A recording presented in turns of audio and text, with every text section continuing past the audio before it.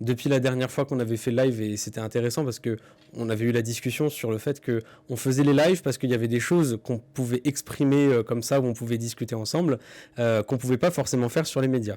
Ces dernières semaines, on a pu voir concrètement l'application de tout ça, après ce qui s'est passé en Israël, ce qui s'est passé à Gaza, avec l'attaque, le crime de guerre, hein, vraiment il n'y a pas d'autre terme, qui a été perpétré par le Hamas, des images horribles quoi.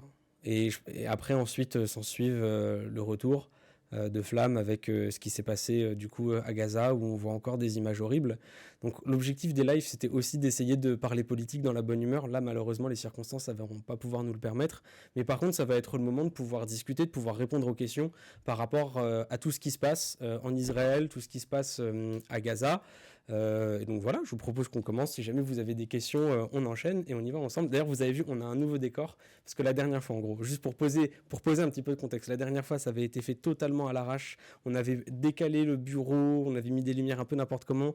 Là, on s'est dit bon bah, on va refaire les choses un petit peu mieux. On a mis une plante qui est juste ici. Moi, je vois à l'inverse, elle est juste là. Et on a essayé de mettre quelques petits éléments aussi. Donc voilà.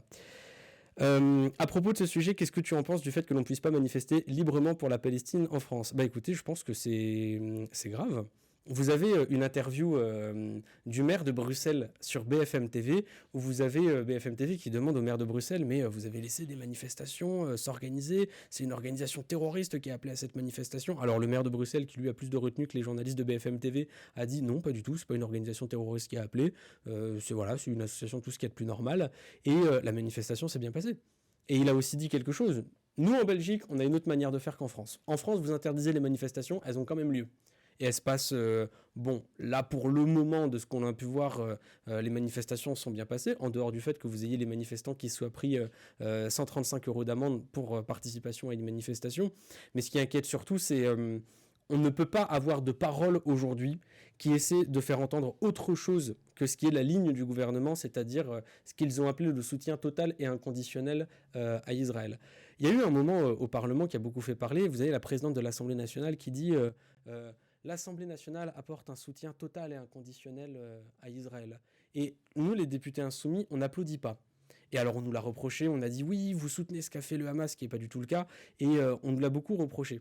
Et si jamais on n'a pas applaudi, c'est parce qu'on savait ce qu'allait être la suite. D'ailleurs, au moment où on se parlait, vous aviez déjà des bombardements, vous aviez des civils qui étaient en train de mourir. Je pense qu'il faut donner les chiffres. Vous avez 3500 personnes qui sont mortes sur la bande de Gaza, dont 1033 enfants.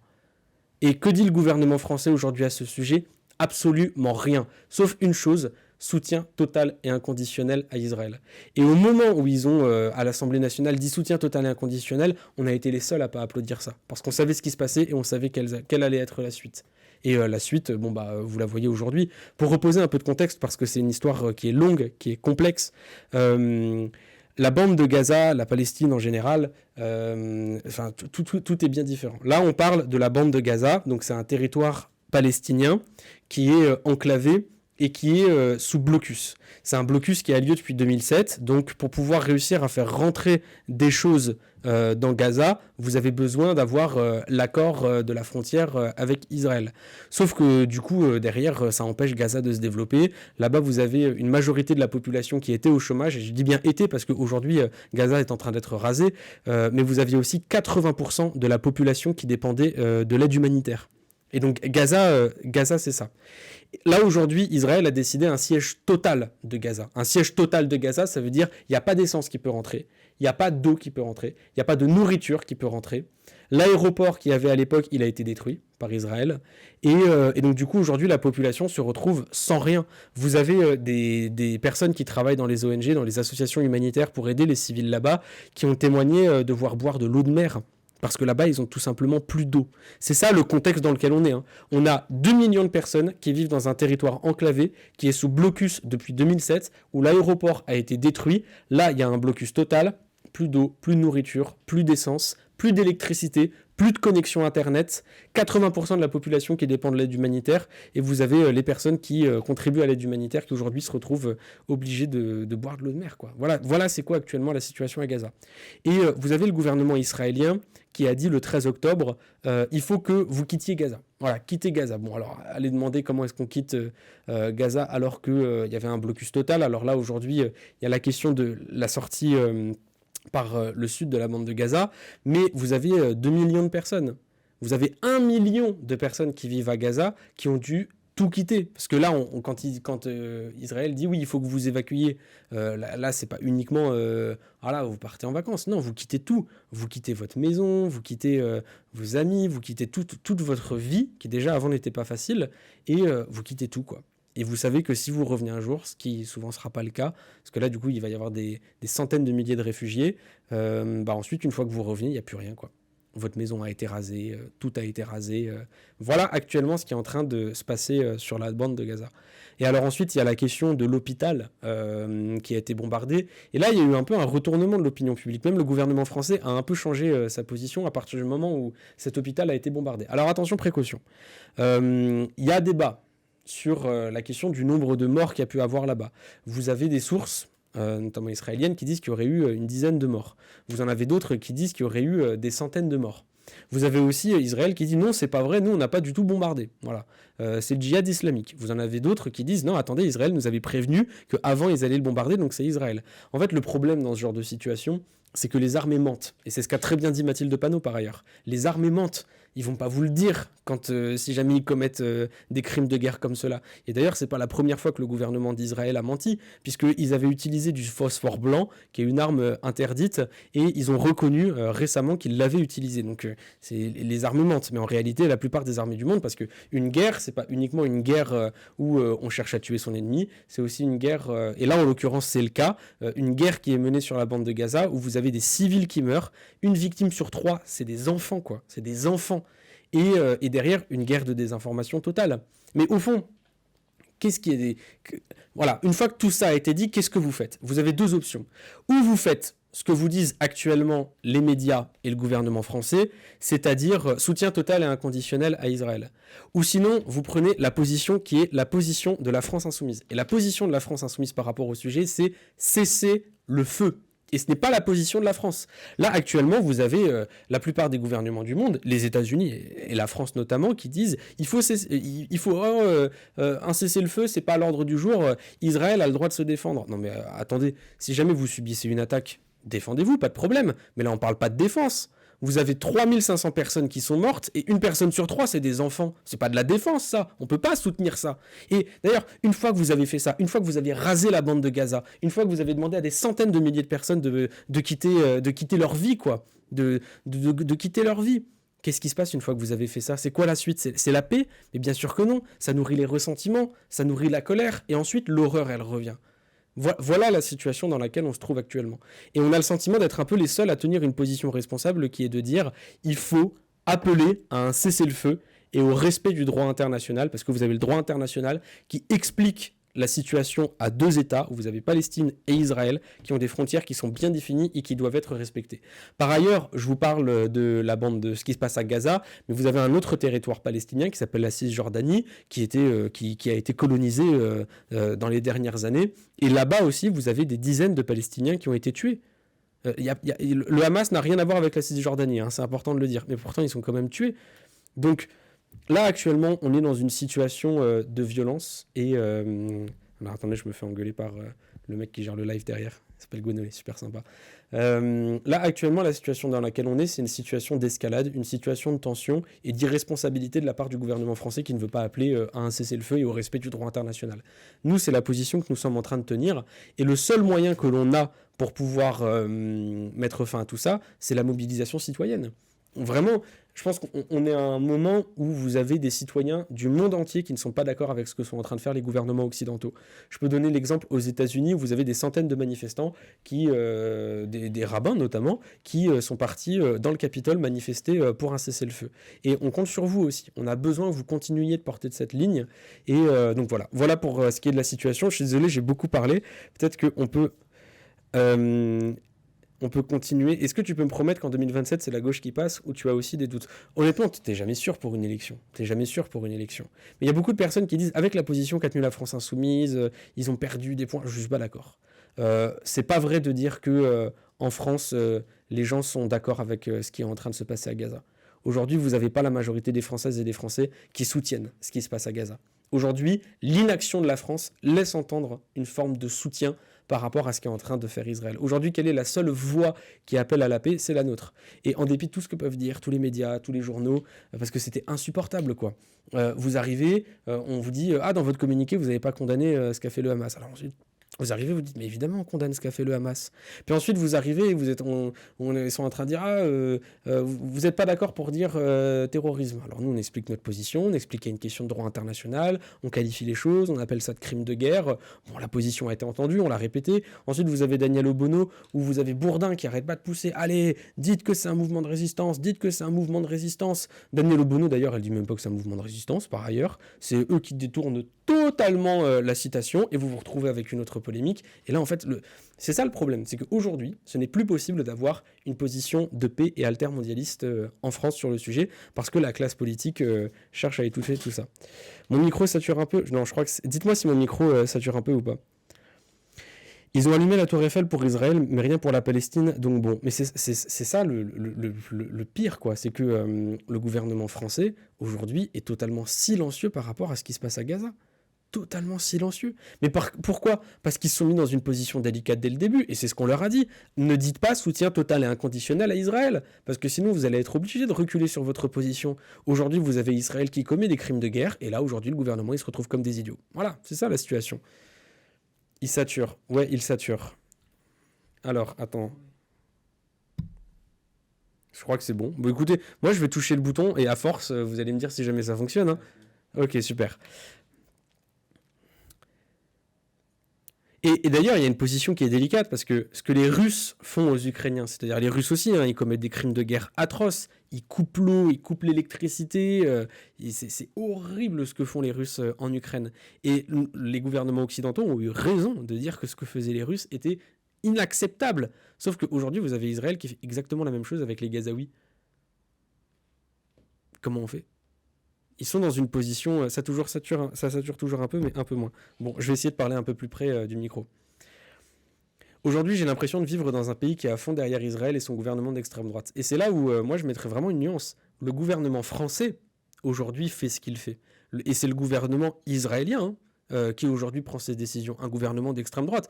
Et d'ailleurs, juste avant les attaques du Hamas, vous aviez des centaines de milliers de Palestiniens qui étaient dans la rue contre le gouvernement de Netanyahou. Encore une fois, on se retrouve dans la même situation. Des gouvernements qui prennent des décisions totalement irresponsables, dont ils ne payent pas les conséquences, parce que c'est les civils qui ont payé les conséquences, et ça continuera. Ça continuera parce qu'ils n'appellent pas à un cessez-le-feu, ils n'appellent pas au respect du droit international. On peut parler sur les fausses alarmes dans l'établissement scolaire et la mort d'un enseignant à Arras et de Samuel Paty. Ouais, on va en parler et je pense que c'est important de parler de ce qui s'est passé à Arras. Bon, déjà, rappelons quand même le contexte de l'école aujourd'hui. Les professeurs en France sont parmi les moins bien payés de l'OCDE. En gros, les pays occidentaux européens, si vous voulez. Et aujourd'hui, c'est dur d'être prof. Sincèrement, tout le monde est au courant, c'est dur d'être prof, quoi. Parce que vous vous retrouvez dans des classes où vous avez parfois 40 élèves au lycée, avec des programmes qui sont totalement inadaptés. Non, mais là, quand même, il y a un sujet, quoi. Je discutais de ça avec un ancien syndicaliste prof, parce qu'avant, j'étais syndicaliste lycéen, et il disait, regardez à quoi ressemblaient les voitures il y a 50 ans, regardez à quoi les voitures ressemblent aujourd'hui. C'est plus les mêmes. Regardez à quoi ressemblait une cuisine il y a 50 ans, regardez à quoi ressemble une cuisine aujourd'hui. C'est plus les mêmes. Regardez à quoi ressemblait une salle de classe à 50 ans, regardez à quoi ressemble une salle de classe aujourd'hui. Ça n'a pas changé.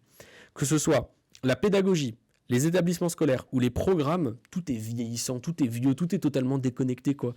Et clairement, il y a un déphasage entre notre génération, enfin je dis notre, j'ai 23 ans, j'espère que vous ne m'excluez pas les lycéens, et la réalité aujourd'hui dans l'école. Et ça, c'est le contexte dans lequel sont en train de vivre les professeurs. Et en plus de ça, vous avez eu ce qui s'est passé avec Samuel Paty, qui a profondément marqué la France. Déjà parce qu'on est un pays qui a vécu les attentats. Et d'ailleurs, notre génération, on sera toujours marqué par ce qui s'est passé. Je me rappelle, j'avais quoi, 14, 15 ans quand j'ai vu les attentats de Charlie Hebdo. Et ça marquera toute notre vie ce qui s'est passé. Et on voit que ça ne s'arrête pas. Et dans le même temps, vous avez des professeurs qui continuent de recevoir des pressions et qui sont totalement lâchés par le rectorat. Je peux vous donner l'exemple des personnes qui viennent demander à ce que le programme sur la laïcité soit totalement revu. Là, clairement, ouais, il y a des intimidations qui sont reçues par les professeurs. Et il y a d'autres intimidations dont on ne parle pas. C'est les intimidations qui sont menées par l'extrême droite. Éric Zemmour, puisque ce mec, il sait rien faire de sa vie, mis à part dire des trucs racistes sur les plateaux télé, il a décidé de lancer un truc. Ça s'appelle Parents Vigilants. En gros, vous avez des parents qui vont regarder ce que font les professeurs, et si jamais les professeurs ils commencent à parler, je sais pas moi, des droits des LGBT, ou de cours d'éducation sexuelle, ou de sorties au musée de l'histoire de l'immigration, alors vous avez des parents qui harcèlent les professeurs, qui harcèlent les profs, et là encore une fois, totalement lâchés par Attal, totalement lâchés par le gouvernement.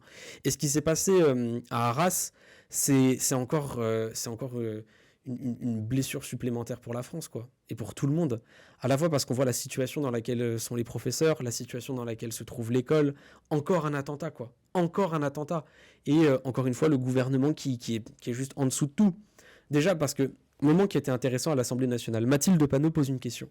Mathilde Panot, c'est la présidente du groupe La France Insoumise, et Mathilde Panot, elle est responsable. Elle se dit, mais c'est un moment d'unité nationale. Au moment où vous avez un professeur qui est tué parce qu'il est professeur dans un attentat, alors là, c'est un moment où le pays tout entier doit être uni, rassemblé, trouver ce qu'on a de commun. Vous avez Elisabeth Borne qui arrive et qui dit « Madame Panot, mais votre position là sur le Hamas, vous avez des compromissions soi-disant avec les terroristes, alors qu'on n'a jamais... Le Hamas n'a aucune sympathie pour nous, c'est des massacres ce qu'ils ont commis, c'est ce qu'il y a de pire, d'accord ? Mais elle invente, elle ment. Et à ce moment-là, elle n'est pas capable de construire l'unité. Et le gouvernement n'est pas capable de construire l'unité. À chaque fois qu'ils font face à une difficulté, toujours ils divisent, ils opposent, ils divisent le peuple. C'est le meilleur moyen qu'ils ont de continuer pour gouverner. Et ça, c'est totalement irresponsable. Et ça continue, enfin... Vous voyez, à ce moment-là, vous avez l'extrême droite là, qui a profité de l'attentat de Arras pour continuer à cracher sur les musulmans. Et dans le même temps, vous avez le gouvernement français qui dit regardez, la France insoumise, il serait avec le Hamas, ce qui n'est pas du tout le cas, parce qu'ils cherchent à convaincre dans les quartiers dans lesquels les gens soutiennent le Hamas et dans lesquels les gens sont antisémites. Mais quelle image vous avez des quartiers ? Pourquoi est-ce que vous parlez comme ça de ces gens ? C'est des Français en fait. Comment est-ce que vous parlez ? Comment est-ce que vous pouvez parler comme ça des musulmans ? Et regardez ce que Darmanin a fait avec Karim Benzema, où il est en train de dire Karim Benzema a un lien avec les frères musulmans. Alors du coup, les gens lui demandent, mais comment est-ce que vous pouvez dire un truc pareil ? Justifiez-vous. Il dit, oui, regardez, il a dérivé vers un islam de plus en plus rigoriste. C'est pas vrai, c'est Karim Benzema, c'est KB9. Enfin, c'est bon, on est au courant, quoi. On le connaît, le monsieur, tu peux pas raconter des mensonges comme ça. Et en plus, Karim Benzema joue en Arabie Saoudite, et en Arabie Saoudite, les frères musulmans sont considérés comme des terroristes. Voilà, comment est-ce que... Rien ne tient. Mais pourquoi est-ce que Gérald Darmanin, il dit ça de KB9 ? Mais c'est très simple, parce que c'est un musulman qui ouvre sa gueule. Aujourd'hui, pour le gouvernement français, quand vous êtes un musulman qui ouvre sa gueule, alors tout de suite, vous êtes un islamiste. Vous êtes un complice de quelque chose. Et ils sont en train de faire exactement le même traitement à la France insoumise, parce qu'on est les seuls à dire que dans ce pays, quelle que soit votre origine, quelle que soit votre religion, quelle que soit votre couleur de peau, vous devez être traité à égalité. Et on ne viendra pas vous présupposer des opinions en fonction de ça. Et vraiment, ce qui se passe avec Karim Benzema, c'est vraiment l'incarnation de ce qu'il y a de pire dans ce gouvernement, quoi. Et du mépris qu'ils ont pour les musulmans, du mépris qu'ils ont pour les quartiers. Tout ça est insupportable. Et encore une fois, parce que la personne posait la question sur les élections, mais en fait, les gens ne sont pas d'accord avec ça. La majorité des Français ne sont pas d'accord avec ça. Et maintenant, c'est à nous de faire comprendre que si jamais on veut être en rupture avec ce que fait ce gouvernement, eh ben, il faut voter pour nous, quoi. Et ça, c'est un travail qui n'est pas qu'un travail des députés de la France Insoumise, c'est un travail de tout le monde. Au moment de l'élection, et vous allez avoir les élections européennes qui vont arriver, on va avoir besoin de tout le monde. On va avoir besoin que vous alliez chercher le copain, la copine, papa, maman, et vous disiez « Bon, ok, je sais que d'habitude tu votes pas, mais là, s'il te plaît, là, ça vaut le coup. » Là, là la période... Là, le micro, il a dû bien saturer. Là, la période, c'est trop, quoi. Vraiment, il faut se bouger. Et ça, c'est notre mission à nous. Et c'est pour ça, d'ailleurs, qu'on fait ces lives. C'est pour pouvoir discuter, essayer de donner une autre opinion, débattre et essayer de convaincre aux gens qu'en fait, il ne faut pas se résigner. On est nombreux, on est massifs à ne pas être d'accord avec ça. Et il va falloir entrer en rupture avec ce système. C'est ce que nous, on propose. Est-ce que tu penses que tu es un communiste, mais pas le vieux communiste PCF Roussel, genre un vrai communiste ? Incroyable comme débat. Moi, je suis marxiste, d'accord ? Je considère que la lutte des classes, c'est un moteur de l'histoire. La lutte des classes, c'est dire, vous avez les prolétaires et les bourgeois.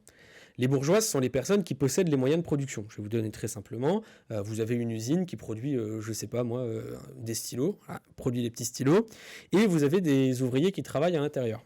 Les ouvriers, ils fabriquent ce stylo, d'accord? Et ils reçoivent un salaire pour le stylo qu'ils tiennent. Donc on va les payer, allez, on va dire 1 000 € par mois. Et le propriétaire, lui, il va faire ce qu'on appelle des dividendes. Il va récupérer beaucoup d'argent. Alors souvent, les ouvriers, ils sont payés 1 000 € par mois, alors que dedans, vous avez un ouvrier qui transporte le plastique, ensuite vous en avez un, qui avait fait la bonne forme, vous en avez un autre qui trempe dans l'encre. Les ouvriers, à aucun moment, ils ont eu besoin du patron dans cette usine. Et pourquoi est-ce que le patron, il récupérerait une part de ce qui a été produit, alors qu'il n'a pas servi à grand-chose dans la production? C'est ça, et dans tout ça, c'est toujours derrière les salariés qui se retrouvent à avoir de moins en moins de droits. Et on voit d'ailleurs que Macron, c'est le bon serviteur de tout ça, puisque avant, vous aviez une répartition qui vous permettait d'avoir accès à l'hôpital, d'avoir accès à l'école, qui vous permettait d'avoir des augmentations de salaire, une protection face au chômage, que vous aviez le droit de grève. Et bien aujourd'hui, les écoles dans un état catastrophique, les hôpitaux, j'en parle même pas, le droit au chômage, ils viennent de l'attaquer il n'y a pas longtemps. Pour ce qui est du partage des richesses, il fait exonération d'impôts, exonération de cotisations sociales, à tout va. Et pour ce qui est du droit de grève, rappelez-vous, au moment où vous aviez Total qui faisait des super profits de malade et que vous aviez les salariés qui étaient en grève, le gouvernement a envoyé la police chercher ces salariés pour qu'ils se remettent au boulot, quoi. Alors qu'ils étaient en train de dire, attendez, c'est nous qui produisons tout, c'est nous qui faisons tout le travail, et pendant ce temps, le PDG de Total, il est en train de s'en mettre plein les poches, c'est pas possible. Voilà, moi, voilà ma vision du monde. J'en rajoute une autre. Le capitalisme, c'est immoral, pour la raison que je vous ai exprimée. Mais le réchauffement climatique nous apporte un autre paramètre. Le capitalisme, c'est pas seulement immoral, c'est complètement suicidaire. Parce qu'aujourd'hui, le capitalisme, parce que son rôle, c'est de toujours produire plus, toujours produire plus. Vous avez 10 €, vous devez l'investir pour que ça devienne 15, que vous allez réinvestir pour que ça devienne 20, que ça devienne 40, 60, 70. Et dans cette production-là, ça ne prend absolument pas compte des ressources qui sont disponibles sur la planète. Et donc, on s'endette en permanence avec la nature. Quand je dis qu'on s'endette en permanence avec la nature, c'est que on chamboule les écosystèmes. Globalement, on a appris ce que c'est un écosystème. Chose très bête, les grenouilles dans le marécage, elles bouffent des mouches. Si jamais vous n'avez plus de mouches, les grenouilles, elles n'ont plus rien à bouffer. Si vous n'avez plus de grenouilles, ça a plein d'autres conséquences. Et tout le milieu naturel se détruit, se disloque, et ça devient le chaos, la pagaille. Et nous, on fait partie de cet écosystème, hein. Si jamais vous n'avez pas tout système qui tourne, c'est terminé pour nous. Et le capitalisme, justement, il est en prédation vis-à-vis de ça.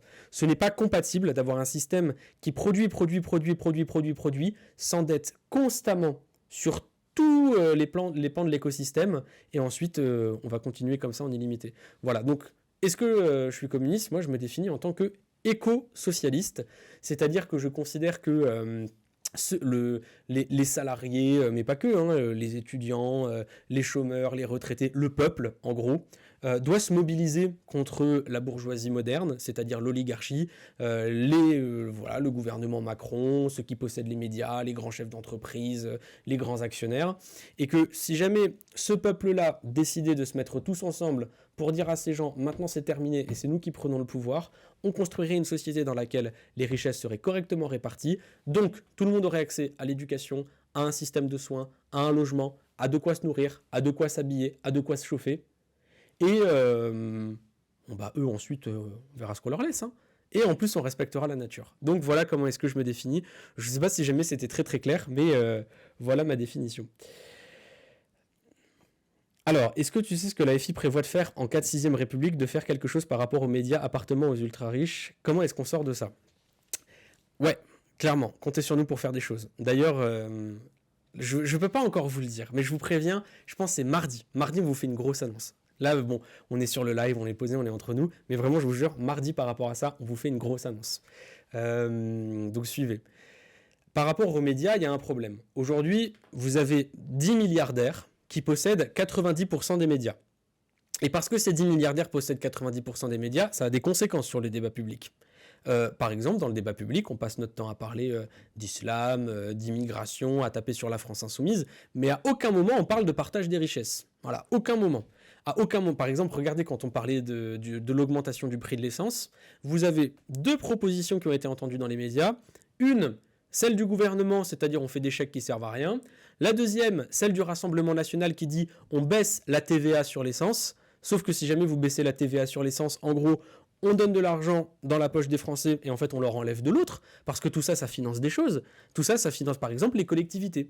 Voilà. Les collectivités, c'est les régions, les départements, les mairies. Et tout ça, ça vous donne un accès à des services publics. Les régions, par exemple, c'est les transports. Voilà. Département, c'est les missions locales pour les jeunes.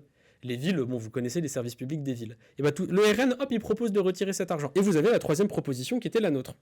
Blocage des prix de l'essence. Parce qu'aujourd'hui, si les prix augmentent, c'est parce que vous avez une spéculation.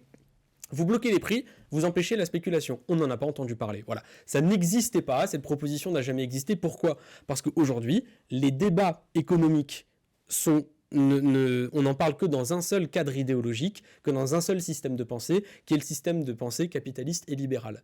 Et l'alternative que nous proposons, elle n'existe tout simplement pas, vous n'avez pas le droit d'en parler. Déjà, eux, ils n'en parlent jamais d'eux-mêmes, et quand vous en parlez, ils vous disent « Non, si jamais on applique votre programme économique, on va être obligé de fermer des classes dans les écoles, les hôpitaux vont s'effondrer, et on va se retrouver avec 7% d'inflation. » Exactement ce qui est en train de se produire avec leur programme économique. Enfin, il n'y a rien qui va dans leur tête. Donc, nous, du coup, par rapport aux médias, on explique plusieurs choses. Déjà, premièrement, ce n'est plus possible qu'un milliardaire possède un média à lui tout seul. Un milliardaire ne pourra posséder que 25% d'un média. Comme ça, vous vous mettrez d'accord entre vous quand vous voudrez donner une ligne d'extrême droite. Deuxièmement, un conseil déontologique. Un conseil déontologique qui est chargé de veiller au respect de la déontologie, de la vérité dans la presse, parce que ça n'existe plus. Aujourd'hui, la vérité dans la presse n'existe plus. Vous pouvez avoir des gens qui, sur les plateaux télé, arrivent, disent « La France Insoumise soutient le Hamas », ce qui n'est pas du tout le cas. La personne n'est jamais reprise. Pire, elle est encore invitée après. Donc, un conseil déontologique, mais par contre, évidemment, il ne doit pas être aux mains du gouvernement. Nous, on sait, on est sympa. Nous, on ne va pas intervenir et dire à la presse ce qu'elle doit faire. Nous, on a un certain respect de la séparation des pouvoirs. Mais après nous, il y aura d'autres gouvernements qui peut-être seront moins sympas. Et donc il faut organiser des contre-pouvoirs pour empêcher que ces gens-là puissent utiliser ce conseil de déontologique pour censurer la presse. Et enfin, en vrai c'est la proposition à laquelle je crois le plus, c'est les médias alternatifs.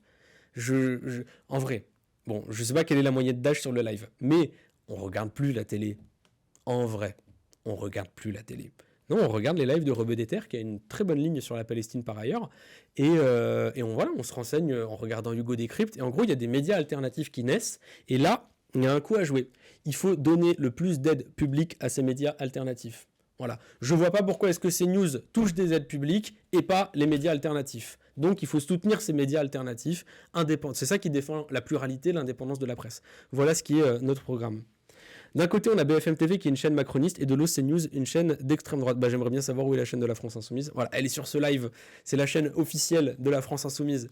Bon, alors, comme je vous ai dit, nouveauté dans le live, on a un nouveau décor, on a essayé de faire les choses bien et maintenant on va pouvoir regarder des vidéos. Et je vous propose, puisqu'on est en train de parler d'extrême droite, de médias, de ce qui est en train de se passer à Gaza, je vous propose qu'on regarde Pascal Praud qui va nous témoigner son amour de la pluralité, de la vérité, de l'honnêteté intellectuelle et surtout l'impartialité. Donc voilà, on lance la vidéo.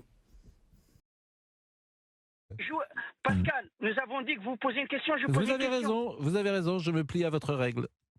D'accord. Est-ce que vous condamnez les tueries des Israéliens à Gaza? Des civils? J'ai envie d'intervenir. Je suis désolé. Louis de Ragnel veut intervenir. Non, c'est vous qui répondez, Pascal. Pardon, mais en fait, qui a attaqué qui? Enfin, ils se défendent, là, les Israéliens. Est-ce que vous condamnez les bombardements d'Israël sur les civils de Gaza? Mais qui a... C'est ma question. Mais cher, comment dire, Mohamed... Vous voyez, on joue pas le même jeu. Mais je vous réponds. Non, on a dit oui ou non. On n'a rien dit d'autre. Eh ben moi, je vous dis que je ne peux pas les condamner puisque ça s'appelle une réponse. Donc c'est non. Donc vous avez dit non. Bah oui. Ok, c'est bon. Donc on continue si vous voulez. Il n'y a pas de problème. C'est-à-dire que c'est un peuple qui a... C'est-à-dire qu'en fait, Israël ne vise pas des civils. Ah bon? Non.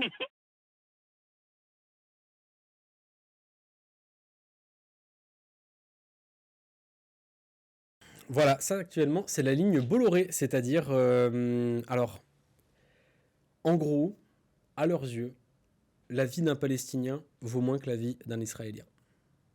Ça, c'est concrètement la ligne actuelle des médias Bolloré. Et c'est pour ça qu'ils se retrouvent empêtrés dans une situation pas possible. Parce que après l'attaque qui a été perpétrée par le Hamas, l'émotion pour tout le monde, les images horribles. Et donc ces gens sont partis dans la surenchère. Ils ont dit soutien total et inconditionnel, on y va, ils ont le droit de faire absolument ce qu'ils veulent à Gaza. Et là, aujourd'hui, on se retrouve à avoir d'autres crimes de guerre qui sont commis. Et alors là, tout de suite, c'est beaucoup plus difficile de condamner, quoi. Parce que je sais même pas s'il s'est posé la question, au fond, de si jamais lui... c'est ça qui est curieux, c'est que il s'est même pas attendu à ce qu'on lui pose cette question un jour, quoi. Il s'est même pas posé la question lui-même. Parce que, et c'est au fond ce que certains disent publiquement sur certaines chaînes télé, il y en a qui disent « Oui, mais Israël a le droit de se défendre. » D'accord, mais est-ce que se défendre, ça veut dire tuer 3500 personnes, dont une personne sur 3 qui a été tuée sont des enfants ? Non, c'est pas possible. Et donc là, aujourd'hui, il se retrouve dans une situation qui est mais totalement aberrante. Et vous voyez, vous laissez la parole au peuple, même sur une chaîne Bolloré, et ben, les gens, ils vous posent des questions sensées. Voilà. Et non, les gens ne sont pas d'accord avec ce qu'a fait le Hamas. Et les gens ne sont pas d'accord avec ce que fait le gouvernement d'extrême droite israélien. Une ultra-minorité de personnes aujourd'hui se retrouvent dans une position intenable, dans laquelle ils disent soutien total et inconditionnel, et quand ils se retrouvent avec des crimes de guerre sous leurs yeux, ils ne savent pas quoi y répondre. Voilà. Pascal Praud, c'est exactement la situation dans laquelle il se trouve. Et c'est la position dans laquelle se trouve aussi le gouvernement français. Cet homme est une ordure qui légitime les crimes de guerre, mais non tout le monde crache sur LFI. Mais c'est d'ailleurs pour ça. Au moment où il a commencé à avoir les crimes de guerre du gouvernement israélien à Gaza, quelle a été la première réaction de ces médias-là ? Taper sur la France Insoumise. Mais en plus, il y a des gens qui disent « Oui, la France Insoumise, tout le monde vous tape dessus, mais au fond, vous le cherchez un peu. » Alors non, pas du tout. Vous regardez nos positions, elles sont très très claires. Humanistes, droite, correctes avec le droit international. Nous, on est au gouvernement. C'est ça aussi qui est intéressant. Quand vous avez des partis qui parlent, et qui ne sont pas forcément des partis au gouvernement, et qui vous disent un truc, regardez si jamais la position est tenable, une fois qu'ils seront au gouvernement. Nous, à la France Insoumise, à chaque fois qu'on se retrouve dans une situation, on ne se dit pas quelle est la position qui va faire le plus plaisir aux gens, aux médias. C'est pas ça notre réflexion. Nous, on se dit, si on était au pouvoir, qu'est-ce qu'on dirait, qu'est-ce qu'on ferait ? Voilà ce qu'on ferait. Cesser le feu, respect du droit international, libération des otages détenus par le Hamas, fin des crimes de guerre. Voilà quelle serait la voie internationale de la France. Et alors là, du coup, vous vous retrouveriez à avoir Pascal Praud, parce qu'aujourd'hui, Pascal Praud, il peut se permettre de pas... il s'est retrouvé dans cette situation une fois, mais avant, jamais personne n'était venu l'embêter, certainement pas un membre du gouvernement. Si jamais nous, on tient une autre position internationale, là, on aura peut-être un débat public de meilleure qualité. Donc, franchement, c'est toujours un plaisir de voir des personnes qui passent leur journée à donner des leçons de morale, à dire « Allez, vous répondez aux questions par oui ou par non », à dire « Ah, vous n'avez aucune humanité ». Et à partir du moment où vous les confrontez à la réalité de la société et de la vie, ça devient tout de suite beaucoup plus difficile. Ils sont complètement fanatisés. Mais enfin, ça c'est... Je peux en parler d'expérience. J'ai bossé dans la télé. J'ai été chroniqueur sur RMC, j'ai été chroniqueur à Touche pas à mon poste, et j'ai même participé à des débats télé sur BFM TV. Alors vous imaginez la situation dans laquelle j'étais. Moi, à cette époque, j'avais 18-19 ans, quoi. J'étais en train de faire des études, j'étais en galère de thunes, donc j'étais très content parce que ça me permettait de tenir un peu, quoi. Je vivais avec quoi ? J'avais la chance de vivre avec entre 600 et 900 balles par mois, quoi. Franchement, ce qui pour un étudiant est énorme. Et justement, grâce à ça, et j'étais choqué en arrivant là-bas de voir à quel point la plupart des gens qui bossent à la télé sont des gens qui ne connaissent rien à la vie des Français, quoi. Ce sont des gens qui ne savent pas ce que c'est que de se taper tous les matins 1 heure de RER bondé où tout le monde est serré pour ensuite aller dans un taf dans lequel vous n'êtes pas vraiment épanoui, dans lequel vous êtes mal payé, et ensuite vous rentrez chez vous le soir, encore une fois, les 1 heure de transport ou de bagnole où vous êtes coincé dans les bouchons, l'essence coûte super cher, les transports aussi, vous allez chercher vos gosses, il y a des problèmes à l'école parce que l'école n'a pas suffisamment de moyens. Cette vie-là, ils ne la connaissent pas. La plupart de leurs gosses, ils sont dans le privé. La plupart d'entre eux, ils vivent avec au-delà de 3 SMIC, quoi. Ils vivent tous à Paris. C'est impressionnant de voir à quel point ils vivent tous à Paris. Et donc c'est pour ça qu'ils vous parlent de la banlieue, mais comme ils vous en parlent alors que ça ressemble pas du tout à ce qu'ils arrêtent pas d'en expliquer. Ils vous racontent on peut pas rentrer dans les quartiers en France. Mais tous les jours tu rentres dans les quartiers, viens chez moi. Les quartiers chez moi ils sont incroyables, vraiment. Et il y en a pas un où on n'est pas bien accueilli, où les gens sont pas incroyables, parce que ces gens ont jamais mis les pieds dans un quartier. Et vous savez, ils passent leur temps, ça ils adorent ça. Ils adorent vous parler de la France rurale, de la France, des valeurs, patati, patata. Oui, les gens, ils sont intéressés. Oui, la question de la France insoumise, ils sont totalement indignés. Pas du tout. Les gens, quand on va dans la France périphérique, les gens, qu'est-ce qu'ils nous expliquent ? Ils nous expliquent que l'essence, elle est beaucoup trop chère, qu'ils trouvent pas normal que Total s'en mette plein les poches. C'est qui les seuls à porter une position crédible sur ça ? C'est nous. Les gens, ils sont en train de vous expliquer qu'il y a des classes qui ferment. C'est qui les seuls à tenir une bonne position? C'est nous. Les gens, ils sont en train de vous expliquer qu'il n'y a plus de taf. Ils ont tout délocalisé. Qui c'est qui aujourd'hui propose une relocalisation de la production justement en s'attaquant à ces milliardaires qui ont délocalisé? C'est pas le RN, hein. Le RN ils vous disent pas ça, hein. Le RN ils vous disent oui on va faire la préférence nationale et comme ça ensuite les milliardaires ils vont être gentils, ils vont nous suivre et ils vont nous écouter. Ces gens sont stupides, ils comprennent rien à rien.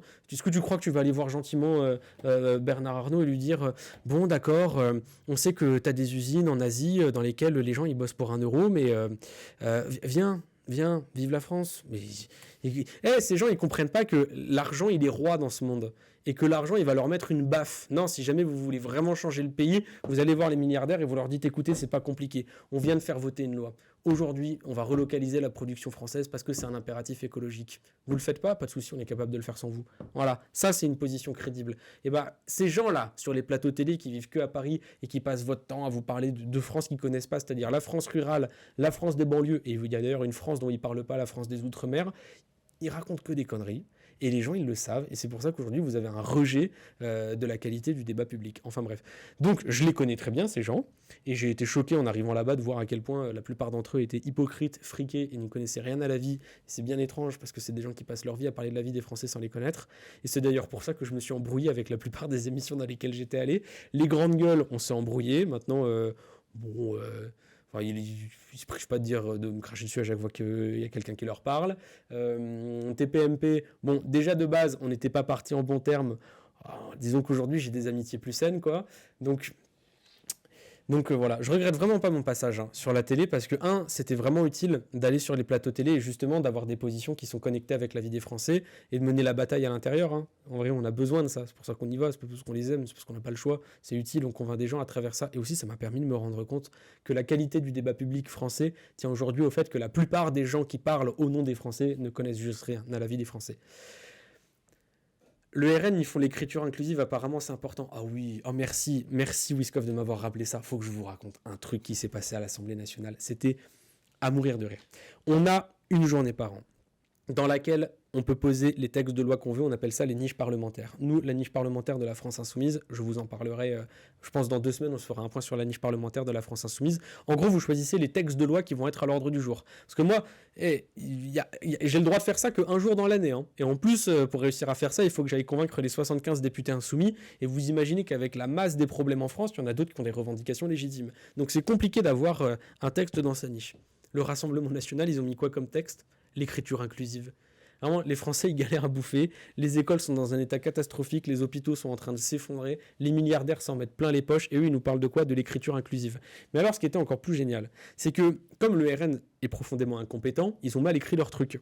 Ce qui faisait que, dans la manière dont ils avaient écrit leur loi, on n'avait plus le droit d'utiliser des termes comme « chers collègues ». Parce qu'en fait, collègue, comme ça vous désigne quel que soit votre genre, mais en fait, vous avez plus le droit de l'utiliser. Voilà, c'était que l'écriture inclusive, parce qu'ils voulaient l'interdire. Donc du coup, ils se sont retrouvés à avoir écrit un texte de loi écrit à l'arrache. Ridicule, quoi. Donc, ils amendent leur propre texte de loi pour le réécrire totalement. Déjà, c'est la honte. Voilà, on n'est pas sympa entre nous à l'Assemblée nationale. Quand tu fais une erreur, on manque pas de la souligner. Là, vraiment, je vous jure, vraiment, c'était la blague à l'Assemblée, quoi. Mais qu'est-ce qu'ils sont nuls. Mais ça s'arrête pas là, parce que eux, il y a un problème avec la ligne du RN sur l'écriture inclusive. Vraiment, moi, j'ai jamais croisé une seule personne sur un marché qui est venue me voir et qui m'a dit le véritable problème dans ce pays, c'est que sur l'arrêt de bus, là, il y a de l'écriture inclusive. Il y a un point médian, il y a un E. C'est mal de parler des femmes. Non, mais donc, au fond, aujourd'hui, il y a un mouvement parce que l'écriture, c'est vivant. L'écriture, les mots qu'on utilise, même l'accent qu'on utilise, ça vit avec notre société, c'est irrigué des découvertes, de la culture, de la musique. C'est vivant une langue, ça change tout le temps. Surtout la langue française qui est magnifique pour ça parce que chaque mot a une histoire belle. Et en fait, le RN dit bon, maintenant la langue elle évolue plus, elle change plus. Aujourd'hui, la langue française elle évolue vers quoi? Elle évolue vers plus d'égalité de genre. Et c'est un mouvement qu'il y a aujourd'hui dans la société, parce qu'aujourd'hui, dans la société française, vous avez un mouvement féministe qui est très fort. Et si ce mouvement féministe, il est très fort, c'est parce qu'à l'époque, vous aviez quelques pionnières, qui étaient quelques centaines en France, qui avaient la société tout entière contre elles, qui ont galéré, et à force, elles ont gagné les droits, droit d'avoir un compte en banque, droit de travailler, droit à l'indépendance, droit à l'avortement, et aujourd'hui, en héritage de ces pionnières, vous avez beaucoup de jeunes femmes, le mouvement féministe est très jeune, beaucoup de jeunes femmes qui continuent de se battre sur ce sujet-là et apportent notamment l'évolution de la langue. Et le RN, bon, eux, ça les terrifie. Donc nous, on leur dit, mais vous n'avez pas un petit problème avec les mouvements féministes, l'égalité femmes-hommes, ça vous poserait pas un problème? Et alors, quand vous déposez une proposition de loi, vous avez les députés qui signent. Par exemple, moi je signe une proposition de loi pour un revenu étudiant. Alors vous allez avoir tous les députés de la France Insoumise qui signent. Mathilde Panot, Sébastien Delogu, Élise Leboucher, Léo Walter. Voilà, on met la liste de tous les députés qui signent. Sauf qu'au RN, leur proposition de loi sur l'écriture inclusive, il y avait d'abord que les hommes, donc toutes les signatures avec que les mecs. Ensuite, en deuxième, vous avez toutes les femmes, même Marine Le Pen, quoi, est présidente du groupe, la honte, quoi. Et ensuite, en dernier, vous aviez un mec. Je lui dis, on ne sait pas pourquoi ils l'ont foutu là. Et donc, du coup, on leur dit, non, mais attendez, vos propositions de loi, vous distinguez les femmes des hommes, quoi. On est tous députés, on ne regarde pas notre genre, quoi. Vous êtes ridicules, quoi. Et honnêtement, on ne fait plus ça, quoi. Et alors, vous avez Marine Le Pen, parce qu'on n'arrêtait pas de leur répéter ça, mais pourquoi vous faites ça? Marine Le Pen prend la parole, elle dit... Elle essaye d'être solennelle parce qu'on parle de Marine Le Pen, donc sur la solennité, elle est aussi incompétente. Et elle dit, alors là, vous nous parlez du fait qu'on ait mis les hommes en premier, les femmes en dernière, mais c'est pas nous, c'est un fonctionnaire de l'Assemblée nationale, et je demande à ce qu'une enquête soit faite pour qu'on trouve le fonctionnaire de l'Assemblée nationale qui est responsable. Alors, il faut que vous sachiez que les fonctionnaires de l'Assemblée nationale sont des gens absolument incroyables. Je vous en donne... En fait, ce sont des personnes, et vraiment... s'il y en a un sur live, vraiment, je vous adore, parce que c'est eux qui font tout tourner, quoi. Vous écrivez une loi, vous avez un administrateur qui est derrière vous, qui compte pas ses heures pour essayer de faire en sorte que vous la passiez, que vous ayez un truc bien écrit, qu'elle passe ou pas, hein. Ils sont à fond, ils nous traitent ultra bien, ils sont incroyables. Notamment, moi, c'était un truc dont j'avais peur. Quand je suis arrivé à l'Assemblée nationale, j'avais 21 ans, et je me suis dit, mais les pauvres, quoi, il y a des types, ils ont 60 ans, ça fait 40 ans qu'ils sont dans la boîte, et ils me traitent à égalité avec tout le monde, quoi. Et c'est pas naturel, hein. Encore aujourd'hui, on ne traite pas encore à égalité avec tout le monde du fait de l'âge. Et ils nous ont toujours bien traités. Et les fonctionnaires de l'Assemblée nationale, voilà, je vous mets un gros cœur comme ça sur vous. Et donc du coup, Le Pen qui accuse un fonctionnaire de l'Assemblée nationale, pour nous, ça se fait pas, quoi. Mais, et donc, suspension de séance. Parce que Madame Le Pen a demandé une enquête. Donc, que va faire l'inspectrice Le Pen? Alors, suspension de séance, nous, vous imaginez bien, on se marre, quoi. On se dit, mais qu'est-ce que c'est que ce truc, quoi? Et ces gens, ils prétendent gouverner, enfin, c'est n'importe quoi. Et il y a un député La République En Marche qui vient voir Le Pen et qui lui montre que tous les textes de loi qui avaient été déposés par le député qui avait déposé le texte de loi écriture inclusive, à chaque fois, il y avait ce truc. En fait, c'était un député de chez elle qui s'appelle Chudo, qui, à chaque fois, faisait ce truc-là, parce que le mec est profondément sexiste et misogyne. Et alors là, la honte, quoi. C'est un député de chez elle. Et elle a accusé un fonctionnaire. Et alors là, quand vous vous dites, elle a une journée par an où elle peut mettre des sujets à l'ordre du jour. Elle met l'écriture inclusive, ce qui déjà est la honte. Il sépare les hommes des femmes, encore plus la honte. Elle accuse un fonctionnaire de l'Assemblée nationale et demande une enquête. La honte. C'est un député à elle qui l'a fait. Oh là là. Et là, vraiment, mais c'était... Vraiment, parfois, on passe des bons moments à l'Assemblée nationale. Hein. Mais alors, vraiment, ce moment-là où juste le RN se rendait compte d'à quel point ils étaient nuls, quel plaisir, quoi. Quel plaisir. Donc voilà, ça, c'était la petite anecdote. Ça grisaille beaucoup le son. Ouais, je vais faire cas, je vais essayer de parler un peu plus proche du micro. Alors, on divague trop, là. J'essaie de lire le... Au secours, vous avez parlé de genre. Non, mais vraiment. Louis Boyard, est-ce que tu veux faire un live avec David Guiraud sur League of Legends? J'aimerais tellement faire un live avec David sur LoL. Mais en fait, je pense qu'il a un meilleur niveau que moi. Lui, je crois, il était passé diamant. Moi, j'ai jamais réussi... je sais plus, j'étais allé au truc après le gold, mais je crois qu'ils avaient mis un truc genre émeraude. Donc, mais avec grand plaisir de rejouer à LoL. Mais là, il y a les Worlds là, qui vont commencer, donc j'aurai pas le temps de suivre, mais j'essaierai quand même un petit peu de voir. Mais je suis toujours ce qui se passe avec LoL et j'ai hâte qu'ils sortent le MMO. Le MMO va être incroyable. Moi, j'ai adoré jouer à World of Warcraft de base. Alors, tu joues à quoi d'habitude, du coup, vu que la question elle est posée? Moi, avant, j'adorais jouer à World of Warcraft. Vraiment, c'était le jeu de mon adolescence, quoi. J'ai beaucoup joué à ça. Sauf que, malheureusement, les actionnaires ont commencé à manger Blizzard. Et donc, les actionnaires ont fait n'importe quoi. Ils ont totalement détruit le jeu. Et donc, du coup, après, je suis devenu un joueur de LoL. Et voilà, moi j'aime beaucoup, ils développent l'univers, j'aime trop. Les Worlds ont vraiment commencé ce matin. Trop bien, je vais essayer de suivre ça.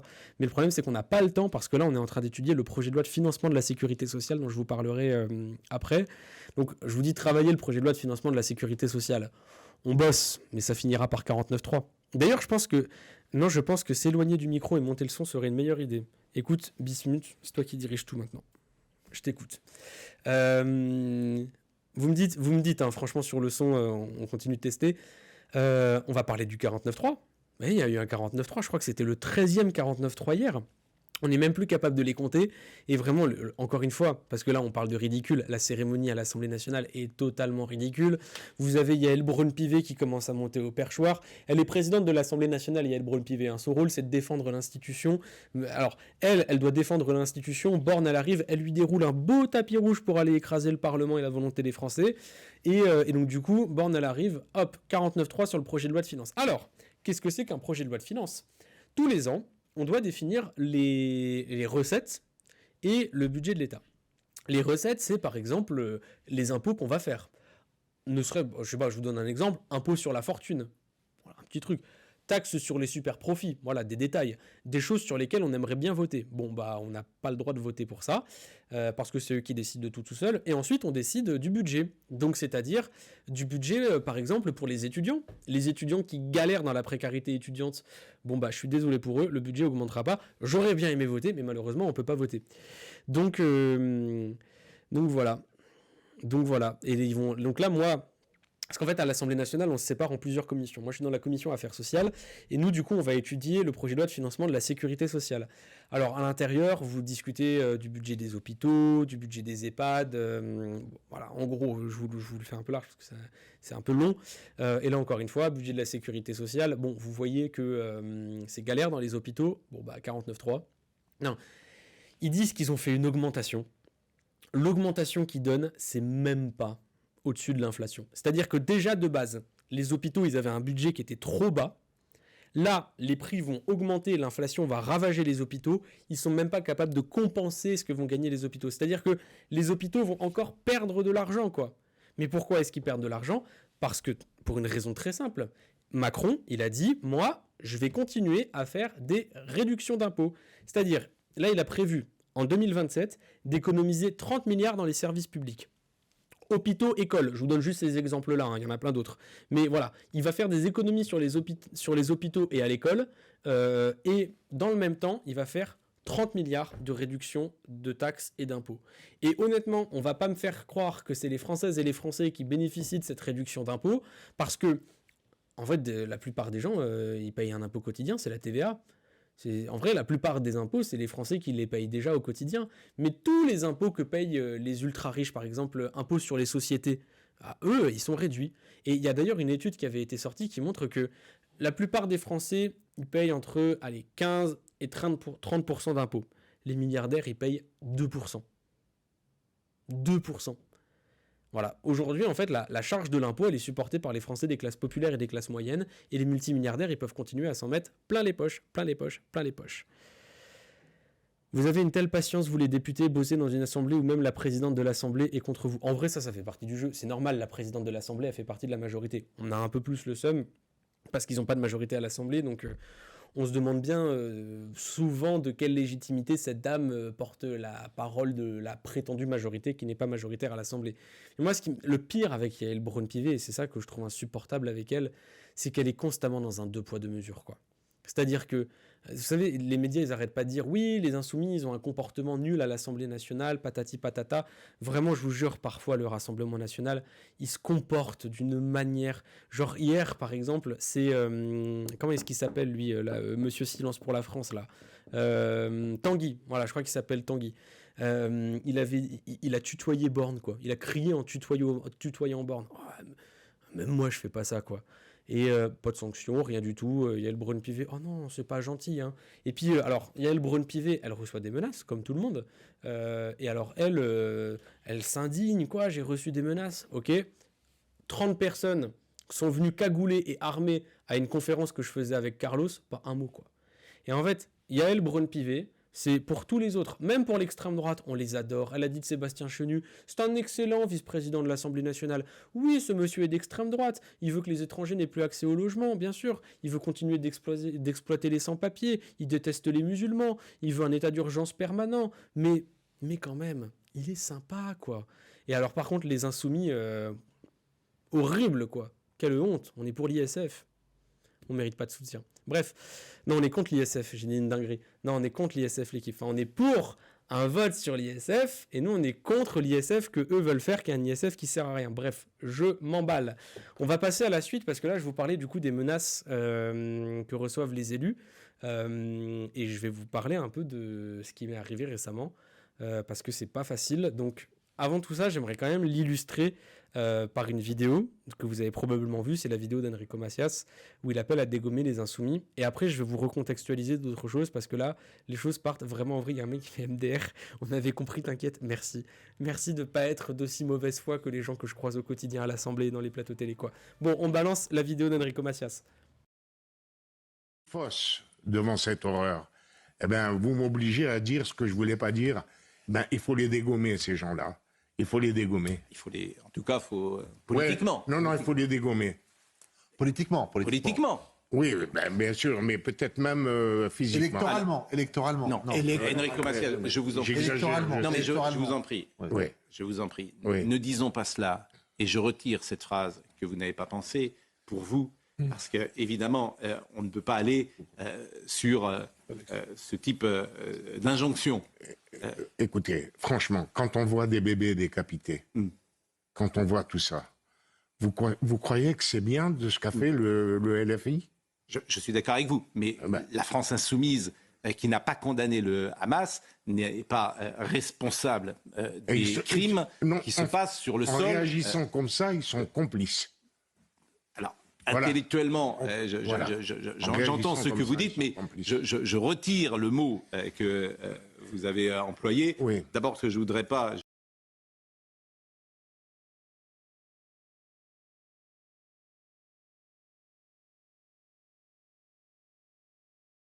Quand vous diffusez les vidéos, j'avais totalement zappé. Ça va, Insta ? Tranquille ? Bon, ça va, on dit pas de bêtises. Alors, par pitié qu'on enlève la parole à ces gens-là. Alors, bon, on va poser plusieurs choses. Déjà, premièrement, il y a une émotion certaine par rapport à ce qui s'est passé en Israël et ce qu'a fait le Hamas. Il y a des personnes qui en veulent énormément à la France insoumise. Et quand j'entends ce qu'a dit Gérald Darmanin, ou ce qu'ont répété tous les plateaux télé, qui nous ont inventé des positions horribles. Vraiment, je vous jure, c'est dur quand on vous invente des propos, mais qu'on vous associe au pire de l'humanité. Et il y a des personnes qui croient ce qui est raconté par le gouvernement et par les plateaux télé. Et ces gens, ils ont une colère saine, parce que quand on entend ce que raconte le gouvernement, on peut que se dire, mais ils partent totalement en vrille, les insoumis. Sauf que quand on écoute réellement la position des insoumis, on se rend compte que ça n'a rien à voir avec ce que Pascal Praud et tous les autres, et Gérald Darmanin, racontent toute la journée. Sauf que tout ça, ça a des conséquences. Et je vais vous parler un petit peu de moi, tout ce qui m'est arrivé ces derniers temps. Déjà, de base, je vous ai raconté, il y avait eu un moment où on avait fait une conférence avec Carlos Martins Bilongo, où vous aviez 30 personnes qui étaient rentrées, cagoulées, armées, et qui avaient essayé de nous attaquer. Aucune réaction de personne. Tous les jours, je reçois des menaces de mort, des trucs horribles, quoi, par courrier, tous les jours. Et il y a un moment, mon adresse, elle avait fuité, et j'ai dû... et il y a des gens qui avaient détaillé mes trajets, donc on en a conclu que j'avais été suivi, et ça devenait tellement chaud, et c'était pendant le mouvement contre la réforme des retraites, que j'ai dû déménager, voilà, parce que j'étais menacé, et que ça partait trop loin. Donc j'ai dû déménager par rapport à ces menaces, tout ça. Et c'était au moment où vous savez, où il y avait eu des articles qui étaient sortis en disant Louis sous protection policière. C'est pas vrai, j'ai jamais été sous protection policière, j'ai été sous surveillance policière. Et en fait, j'avais été porté plainte parce que moi, c'est la première fois que je me retrouvais, mon adresse qui commence à fuiter.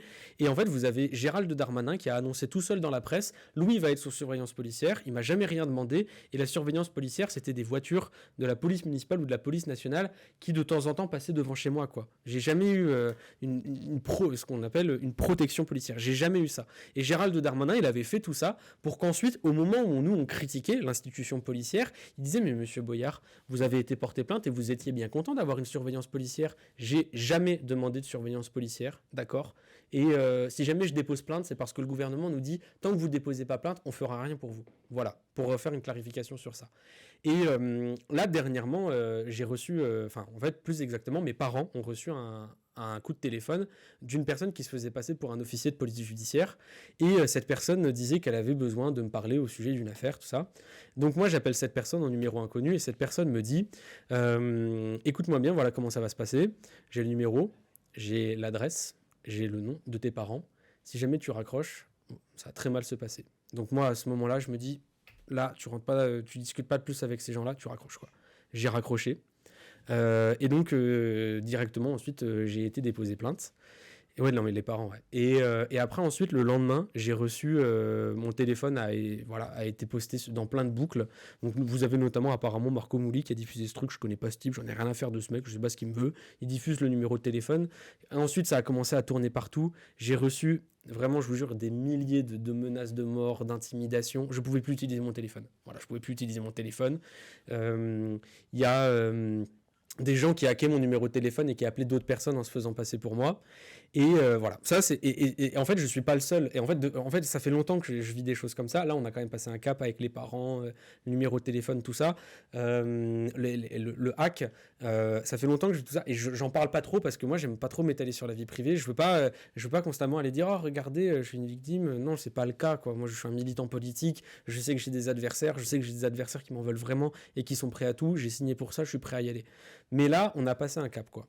Et on vous raconte tout ça parce que en fait, ça arrive à beaucoup de députés insoumis. En ce moment, on est énormément de députés insoumis à recevoir vraiment des menaces ultra graves. Ce matin, c'est Sébastien Delogu. Il va sur sa voiture. Sur sa voiture, il y a marqué « Mort aux Arabes ». Voilà. Et on a des boucles dans lesquelles il y a des personnes qui diffusent nos numéros de téléphone, qui diffusent les numéros de téléphone de nos familles, parfois. Et si je vous dis tout ça, c'est aussi parce qu'en fait, je veux pointer du doigt la responsabilité de Gérald Darmanin. En fait, c'est pas vrai. En fait, nous, les députés insoumis, là, ce qu'on demande, c'est pas d'avoir des plaintes ou des enquêtes. Sincèrement, ça, déjà, on sait qu'ils le font pas. Parce qu'en fait, nous, on leur envoie les boucles. Là, on a leur contact à Darmanin, etc. On leur envoie les boucles dans lesquelles tout ça se passe. Ils les ferment pas, d'accord ? Ils laissent tout ça continuer. Mais le pire, et c'est là où je veux pointer la responsabilité de Darmanin, c'est que ils appellent à la haine contre nous. Quand vous avez Gérald Darmanin qui dit « La France insoumise est un relais politique du Hamas ». Mais qu'est-ce qu'il raconte aux gens dans le moment de douleur et d'émotion que la France est en train de vivre, en solidarité avec les familles, avec les victimes d'Israël? Qu'est-ce qu'il est en train de raconter? Au fond, qu'on serait complice. Quand vous avez Gérald Darmanin qui dit que la France insoumise a la haine des flics, a la haine des juifs, mais à quel moment on a toujours dit que la haine c'était la première des bêtises en politique? Mais quand il raconte tout ça, qu'est-ce qu'il raconte aux gens? Quand vous avez Éric Dupond-Moretti qui dit ce que veulent la France insoumise, c'est convaincre les barbus, donc comprenez les islamistes, et détruire la République. Quand vous avez le gouvernement de la République française qui raconte ça aux Français, qui raconte ça aux gens, qu'est-ce qu'ils disent au fond? Allez-y, c'est open bar. Ces gens au fond, ils méritent. C'est des ennemis de la France, c'est des ennemis de l'intérieur. Et vous voyez, je vous ai raconté tout ce qui s'est passé petit à petit, quoi. Et à chaque fois, il y a une graduation. Et cette graduation, elle se fait toujours en fonction de la parole du gouvernement. Quand est-ce que ça a commencé à devenir vraiment chaud pour moi? Au moment de la réforme des retraites. Quand est-ce que j'ai dû déménager? Au moment des révoltes dans les quartiers populaires. Et quand est-ce que là, je me retrouve encore à avoir un cap de plus qui est passé? Au moment où vous avez le gouvernement qui nous associe aux criminels de guerre du Hamas. Voilà, en gros, moi, je suis pas là pour dire, pour demander des plaintes, pour demander des pleurs, pour demander du soutien. Ça fait toujours plaisir, d'ailleurs. Merci, parce que heureusement que vous êtes derrière pour nous soutenir. Moi, je suis ici pour demander au gouvernement de la République d'être responsable. Et on est dans une situation où celui qui est chargé de nous protéger, c'est-à-dire Gérald Darmanin, est celui qui est responsable des intimidations et de la violence qu'on est en train de vivre. Il y a des caps qui sont passés dans les mots et dans les désignations du gouvernement français. Et quand vous avez Enrico Macias qui dit ce qu'il dit, il le dit en se rappelant de ce que dit Gérald Darmanin. Parce qu'ils font confiance à ces gens. C'est le gouvernement français, on est censé pouvoir leur faire confiance. Et c'est ces mensonges-là qui sont responsables de la violence qu'on est en train de subir. Darmanin est responsable. Voilà, je cible Darmanin. Darmanin est responsable de la violence qu'on est en train de subir. Et quand vous voyez que Enrico Macias peut dire un truc comme ça, et ça fait pas plus... Enfin, allez, il y a eu un peu d'émotion sur les réseaux sociaux, quoi. Mais derrière, quoi? Rien, quoi. Si, il a été invité sur TPMP pour s'expliquer. Non, mais alors, TPMP, là, pareil. Alors, mais Cyril Hanouna, honnêtement, je connais pas un mec qui pue plus le seum que lui, quoi. Étonnamment, Cyril Hanouna s'est découvert une passion pour taper sur la France insoumise, alors qu'avant, il arrêtait pas de dire « Oh, la France insoumise, je les aime comme ça. Oh, Jean-Luc Mélenchon, quel grand homme. » Mais qu'est-ce qui a bien pu se passer pour que Cyril Hanouna, il ait un revirement comme ça? Bah, Bolloré. À partir du moment où on a commencé à toucher à son patron, alors là, les convictions politiques de Cyril Hanouna, elles ont totalement changé. Donc voilà, vous avez un type qui appelle à dégommer les insoumis. Au gouvernement, vous avez personne qui vient pour dire « Ah non, c'est trop. Vous avez personne qui vient pour dire là la violence contre les insoumis parce qu'ils sont au courant de tout ce qui nous arrive. Hein. Et vous avez personne pour dire là il faut que ça s'arrête. Mais en plus de ça, ce sont les responsables de ce qui nous arrive parce qu'ils n'arrêtent pas de raconter des mensonges et d'appeler à la haine contre nous. Voilà, je voulais vous en parler parce qu'il y a un moment, il faut que ça s'arrête, quoi. Et encore une fois, on ne peut pas compter sur Gérald Darmanin pour nous sortir de la galère dans laquelle on est, parce que c'est lui qui est le responsable de cette situation. Il ne nous protège pas et en plus, il souffle sur les braises de la violence contre nous. Donc là, on a besoin de vous, quoi. On a besoin que vous disiez, c'est plus possible, quoi. En fait, non, la France insoumise, ce sont des personnes qui sont tout simplement pour le respect du droit international, pour la paix, pour le partage des richesses, pour l'écologie. Ce sont des progressistes. On peut être d'accord ou ne pas être d'accord avec ça, mais ça ne justifiera jamais tout ce qui nous tombe dessus dans le silence total et même la complicité du gouvernement. Mais à quel moment on fait en sorte que TPMP puisse impacter l'opinion publique? C'est flippant. Mais en vrai, TPMP, il y a pas mal de gens qui viennent me le dire. Ils me disent, ouais, quand j'ai vu ce qui s'est passé, moi j'ai arrêté de regarder. Ou il y en a qui regardent et ils disent, mais en même temps, on comprend que il est comme... Parce que c'est quelqu'un... Malheureusement, c'est quelqu'un qui essaie de se donner une image de type proche du peuple. Mais en fait, comment est-ce qu'on peut se dire proche du peuple et passer sa vie à inviter Zemmour qui raconte des histoires horribles sur les quartiers en France? En fait, si jamais vraiment on est proche du peuple, on laisse pas des gens raconter les conneries qu'ils racontent sur TPMP.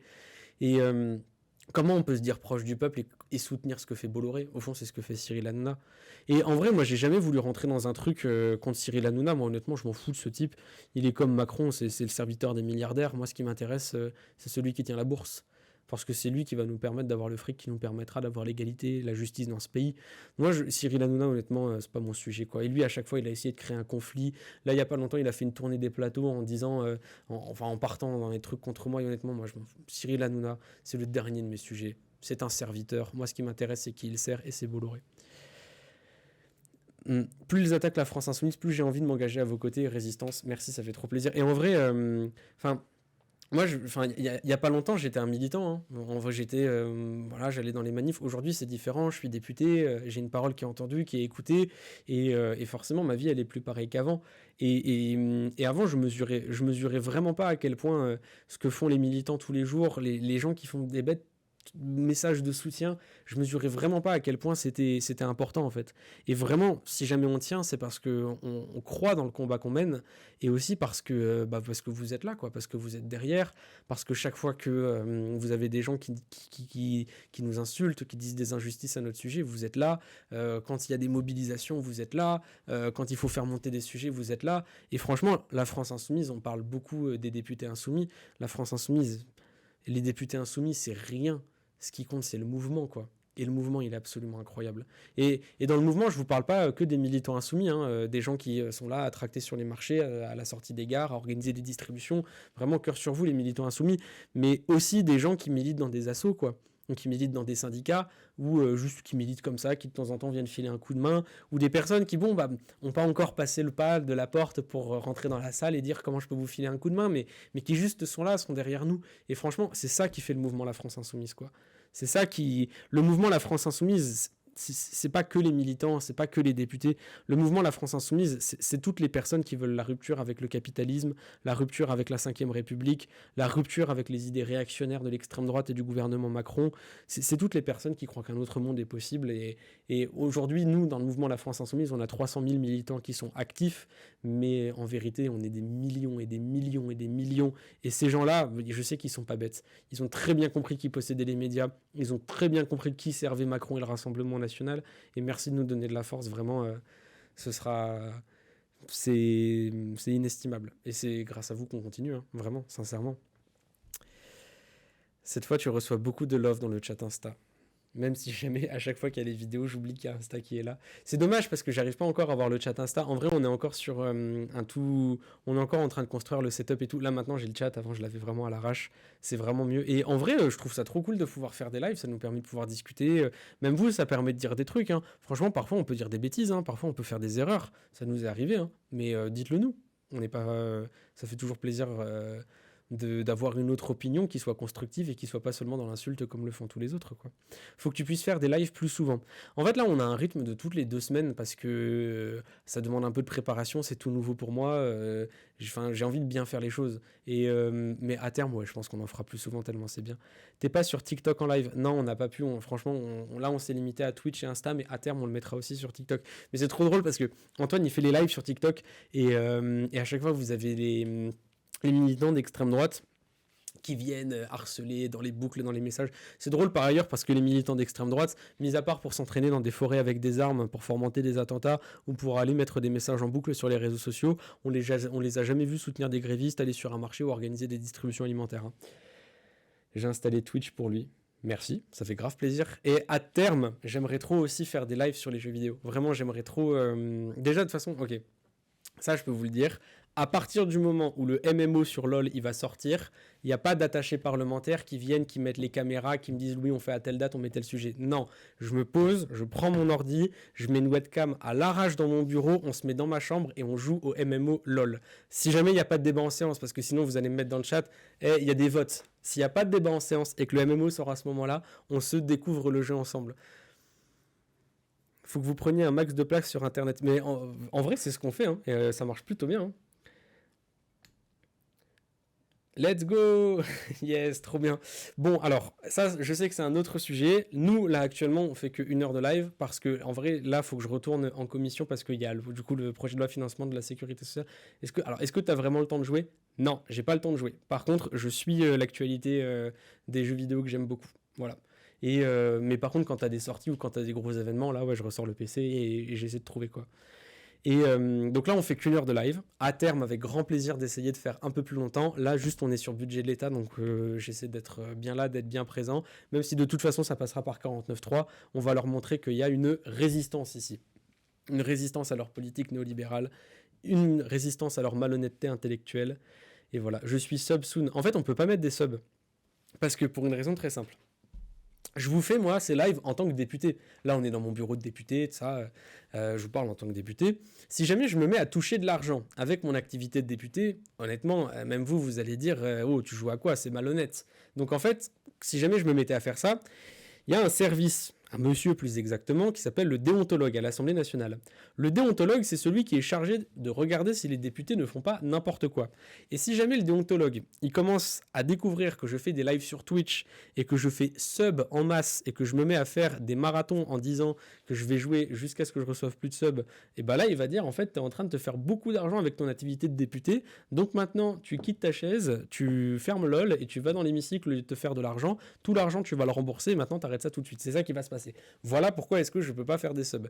Mais au moment où on avait eu un projet, en fait, on s'est posé la question à un moment, est-ce qu'on peut toucher de l'argent avec TikTok ? Parce que nous, on s'en fout, on fait pas ça pour l'argent. On s'est dit, on avait un projet, c'était de monétiser les TikTok. Ça changeait pas grand-chose pour vous. Et avec tout cet argent, on le reversait à des assos de soutien aux Ouïghours, vu que c'est la Chine qui possède TikTok. Sauf que malheureusement, TikTok, il nous empêche de mettre la monétisation. Donc du coup, malheureusement, on ne pourra pas reverser l'intégralité des sous qu'on pouvait toucher avec TikTok pour les Ouïghours. C'est bien dommage. Mais on a prévu des choses aussi pour soutenir les Ouïghours. Voilà. Bon, bah écoutez... c'est drôle. Bon, écoutez, maintenant, moi, je vais retourner en commission. Ça m'a fait trop plaisir de vous parler. Et on se retrouve dans 2 semaines pour un autre live où, encore une fois, on aura encore monté la qualité, j'espère. Et puis voilà, au plaisir de vous revoir dans 2 semaines. Plein de cœur sur vous. Et surtout, n'arrêtez jamais de résister. On va gagner. À bientôt, les amis. Ciao.